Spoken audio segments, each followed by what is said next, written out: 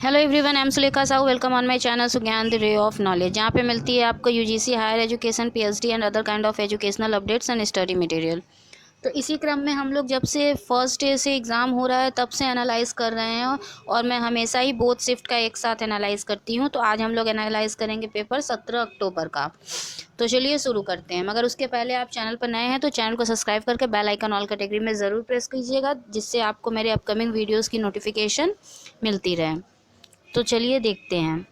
देखिए, repeated question बहुत ज़्यादा आ रहे हैं। मैंने पहले ही कहा था कि आपको जो है कि क्योटो प्रोटोकॉल, पेरिस एग्रीमेंट से जो क्वेश्चन है ये रिपीटेड आ गए। इसके पहले भी आए थे और पुराने सत्र में भी आए थे।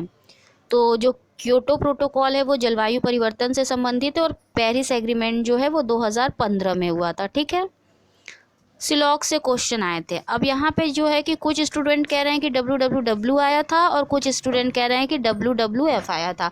तो मैंने दोनों के ही फुल फॉर्म दे दिए हैं, जो भी आया था आप देख लीजिएगा। वर्ल्ड वाइड वेब, ठीक है। W का फुल फॉर्म होता है वर्ल्ड वाइड वेब। और अगर WWF की बात की जाए तो WWF का फुल फॉर्म होता है world wide fund for nature. World wide fund for nature, ठीक है। जो भी आया था आप मिला लीजिएगा। ऑपरेटिंग सिस्टम से रिलेटेड क्वेश्चन आए हुए थे।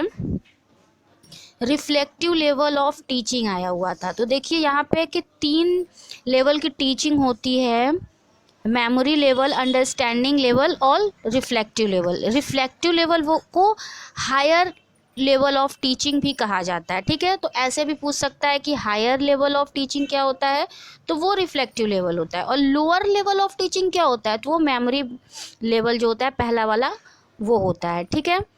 क्योंकि इसमें सिर्फ ना याद करने पे ज़्यादा फोकस किया जाता है। ये छोटे बच्चों पे बेस्ड होता है, जैसे A to Z की जो हम लोग ABC बच्चों को पढ़ाते हैं वो। रिफ्लेक्टिव लेवल ऑफ टीचिंग में क्या होता है कि बच्चों की जो कल्पना स्तर है, चिंतन का स्तर है, उसको बढ़ाया जाता है। अध्यापक कोई समस्या देता है उस पर चिंतन करने को कहता है, इसलिए इसे जो है कि हाईएस्ट लेवल ऑफ टीचिंग कहते हैं, ठीक है। रैम और रैम तो इसका नेट का इस बार का फेवरेट टॉपिक है। तो मैंने जो अपनी ICT की वीडियो बनाई थी उसमें कंप्यूटर के सारे ज़्यादा से ज़्यादा मॉक के साथ आप लोगों को समझाया भी था। वहाँ पे मैंने चार्ट भी दिया हुआ है बीट बाइट का, और अदर काइंड ऑफ उसमें भी बहुत सारे थिंग्स हैं। और उसमें से तो लगभग हर एग्ज़ाम में क्वेश्चन आ ही रहे हैं। जिन भी स्टूडेंट ने किया होगा उनको ICT के क्वेश्चन में ज़्यादा प्रॉब्लम नहीं हुई होगी। देखिए, रैम का फुल फॉर्म होता है रैंडम एक्सेस मेमोरी, ठीक है। रैंडम एक्सेस मेमोरी ये एक वॉलेटाइल मेमोरी होती है और ये परमानेंट मेमोरी नहीं होती है। रोम का फुल फॉर्म होता है read only memory.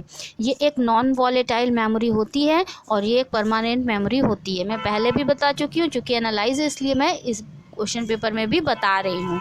Positional average पे आया हुआ था। तो पोजिशनल एवरेज होता है मीडियन और मोड, क्योंकि मीडियन में भी जो बीच की संख्या होती है वो मीडियन होता है। मोड जो है कि उसमें जिन भी अंकों की पुनरावृत्ति हुई होती है ज़्यादा बार वो होता है, ठीक है। ये दोनों ही पोजिशनल किसी चीज़ की पोजीशन को बताने में सक्षम होते हैं, इसलिए ये पोजीशनल एवरेज होते हैं। टाइप ऑफ रिसर्च मैं हमेशा कहती हूँ पढ़ के जाना है, और मैंने इस पर भी एक वीडियो बनाई थी।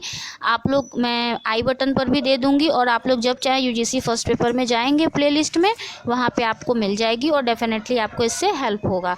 डिस्क्रिप्टिव और एक्स पोस्ट फैक्टो पे आया हुआ था, मैचिंग करना था। DI में परसेंटेज और रेशियो आया हुआ था।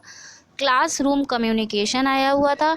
टीचिंग एप्टीट्यूड आया हुआ है, वो तो आना ही आना है। SDG और MDG जो है कि फर्स्ट शिफ्ट में नहीं आया हुआ था। इंडियन लॉजिक से क्वेश्चन आए हुए थे। मैं पहले ही कह रही हूँ कि इंडियन लॉजिक से हमेशा ही 2 क्वेश्चन 1 क्वेश्चन आ रहे हैं। मैं बता चुकी हूँ कि पूर्वत शेषवत क्या होता है, इस सबको मैं डिटेल में अपने दूसरे एनालाइज वीडियो में बता चुकी हूँ, ठीक है।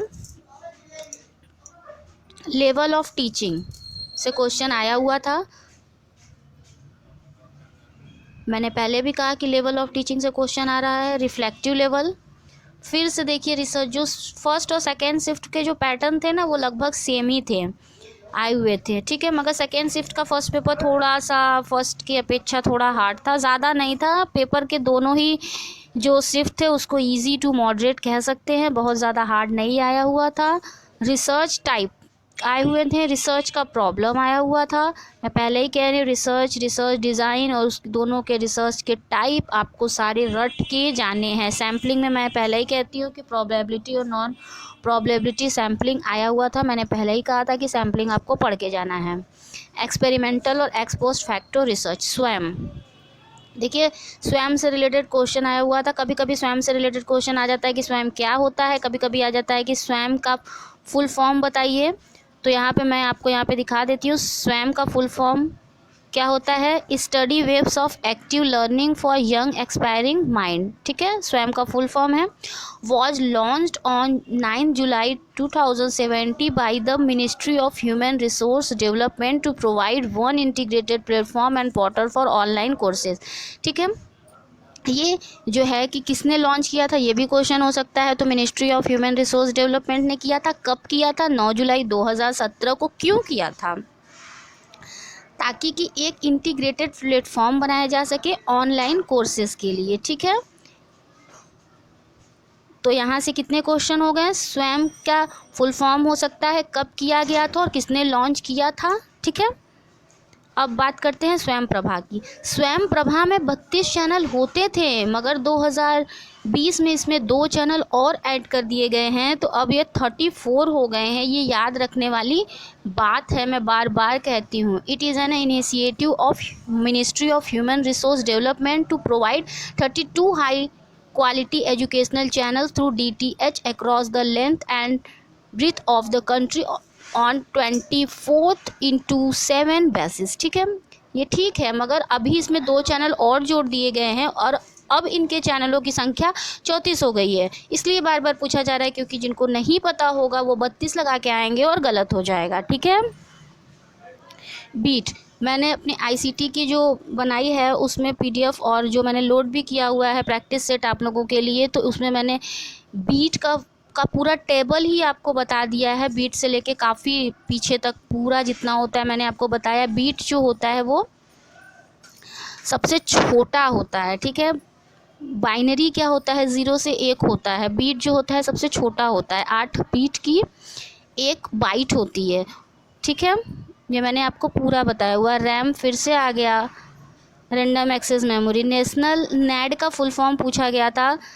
ठीक है, ये होता है online store for all academic award. ठीक है, इसमें जो क्या है ना कि आप जो है कि ऑनलाइन जो है कि जो भी आपके सर्टिफिकेट हैं, डिग्रीज़ हैं एक्सेट्रा, वो उसको आप वहाँ पे स्टोर कर सकते हैं। आपको लेके दौड़ने भागने की ज़रूरत नहीं है। इसका फुल फॉर्म भी पूछा जा सकता है, तो इसका फुल फॉर्म है नेशनल एकेडमिक डिपॉजिटरी। ठीक है, नेशनल एकेडमिक डिपॉजिटरी।